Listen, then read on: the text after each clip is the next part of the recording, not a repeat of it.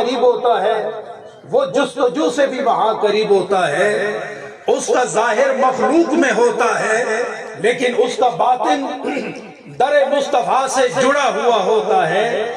ان یوں کہا جائے کہ ولی اللہ ایک جہت اس کے در مصطفیٰ پر ہوتی ہے اور دوسری جہت اس کی مخلوق خدا میں ہوتی ہے۔ ایک جہت میں وہ فیض محمدی کو لے رہا ہوتا ہے اور دوسری جہت میں وہ مخلوق خدا میں علم کے پیمانے اور شراب محبت کے میخانوں کو عام کر رہا ہوتا ہے۔ گویا کہ ولی اللہ جس کے پاس علم ظاہر بھی ہو، علم باطن بھی ہو، وہ طریقت والا بھی ہو، وہ شریعت والا بھی ہو، وہ جہاں بیٹھ جاتا ہے وہاں مستانے آیا کرتے ہیں، علم کے پیاسے آیا کرتے ہیں، علم کی پیاس بھی بجھاتے ہیں اور وہ روح کی پیاس بھی بجھاتے ہیں۔ گویا ولی اللہ اس کے وجود میں خدا نے کائنات کی حقیقت بھی رکھی ہوتی ہے اور ایمان کی حقیقت بھی رکھی ہوتی ہے۔ وہ دنیا لٹانا بھی جانتے ہیں اور روح کو بسانا بھی جانتے ہیں۔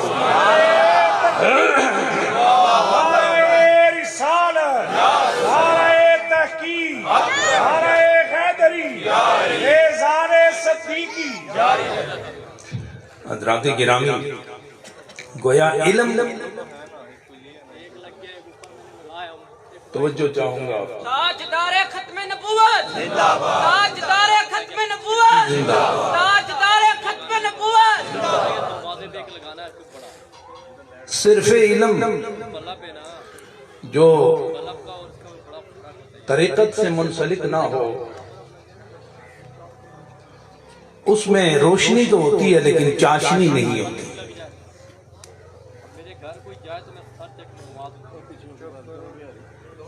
باہر ساتھی کی آواز آ رہی ہے، اگر انہیں میری آواز جا رہی ہے تو انہیں کہیں خاموش ہو جائیں۔ ایک علم ظاہر ہے، ایک علم باطن ہے۔ علم ظاہر اگر ظاہر تک رہے تو ظاہر تک اثر کرتا ہے، باطن تک اثر نہیں کرتا۔ لیکن وہی علم جو طریقت کے سمندر سے چمک دمک رمک لے لے تو پھر ایسا انسان جہاں بیٹھتا ہے آنے والوں کو چمکاتا بھی ہے، دمکاتا بھی ہے، اور علم اور ظاہر باطن کے پیمانوں سے اس کے دل ظاہر کو منور کر دیا کرتا ہے۔ صرف ظاہر سے کوئی بات نہیں چلتی۔ میں یہاں سیدنا غوث اعظم رضی اللہ تعالی عنہ کی بات کرنا چاہوں گا، اور بھی آگے چلیں گے، وقت بہت مختصر ہے۔ حضرت شیخ عبد القادر جیلانی رضی اللہ تعالی عنہ لکھنے والے لکھتے ہیں کہ ایک موقع پر 10,000 کا اجتماع تھا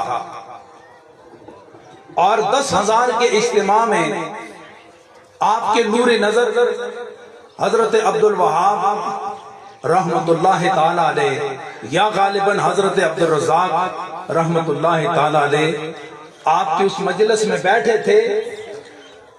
33 سال انہوں نے علوم ظاہر اکٹھے کیے، پڑھتے رہے، پڑھاتے رہے۔ وہ مجلس میں بیٹھے ہوئے تھے تو اپنے والد گرامی سیدنا غوث اعظم رضی اللہ تعالی عنہ سے عرض کرتے ہیں کہ بابا جان، آج آپ کے اس 10,000 کے مجمع میں خطاب کرنا چاہتا ہوں اور میں کچھ باتیں کرنا چاہتا ہوں۔ 33 سال آپ نے مجھے مدارس میں بھیجا، ملکوں میں نے سفر کیے اور علم حاصل کیا ہے۔ میں اس علم کی چاشنی اور روشنی سے آپ کی مجلس میں آئے ہوئے 10,000 کے اجتماع سے خطاب کرنا چاہتا ہوں۔ تو آپ نے فرمایا بیٹے، علم تو ہوتا ہی اسی لیے ہے کہ اسے عمل میں لایا جائے اور مخلوق خدا تک پہنچایا جائے۔ تو آپ ممبر پر چڑھے، بیٹھے ممبر پر اور علم کا فیضان عام کریں۔ اب آپ توجہ فرمائیے، سیرت نگار لکھتے ہیں کہ آپ کے نور نظر عالم دین ممبر پر بیٹھے، ممبر رسول پر، بڑی مسجع کلام، بڑی مکفہ کلام اور تبلیغ اور بلاغت، صراحت، وضاحت، وہ جتنے اصول علم کے ہو سکتے تھے آپ نے آسمان و زمین کے کلابے ملائے اور حروف و استعارات کا سہارا لے کر علمی منہ شگافیوں سے مخلوق خدا کو روشناس کیا۔ کم و بیش 40-45 منٹ گفتگو کی، لیکن لوگ ٹس مس نہ ہوئے، آپس میں گفتگو جاری ہے، توجہ کسی کی بھی نہیں تھی۔ غوث اعظم بھی بیٹھے تھے، علماء بھی بیٹھے تھے، صوفیاء بھی بیٹھے تھے، رحمت والے بھی بیٹھے تھے، برکتوں والے بھی بیٹھے تھے، پیاسے علم کے بھی بیٹھے تھے، اور روح کی پیاس رکھنے والے وہ بھی بیٹھے ہوئے تھے۔ لیکن لوگوں کی آپس میں گفتگو جاری رہی اور سماعت بھی رہی، لیکن آپس میں گفتگو جستجو جاری رہی۔ آپ نے دیکھا، خود ہی بیان کرتے ہیں، جب میں نے دیکھا کہ لوگ میری گفتگو کی طرف توجہ نہیں دیتے تو آہستہ آہستہ کر کے میں ممبر کی سیڑھیوں سے نیچے اترا اور خاموش ہو کے بیٹھ گیا۔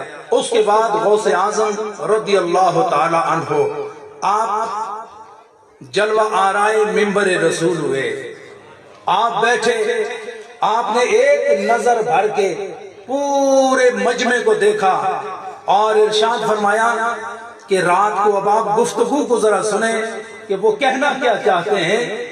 آپ نے فرمایا رات کو ام یحییٰ نے میرے لیے کچھ انڈے فرائی کیے اور ایک سکورے کٹورے میں رکھے اور اس کو تاقچے میں رکھا، اور تاقچے میں جب رکھا رات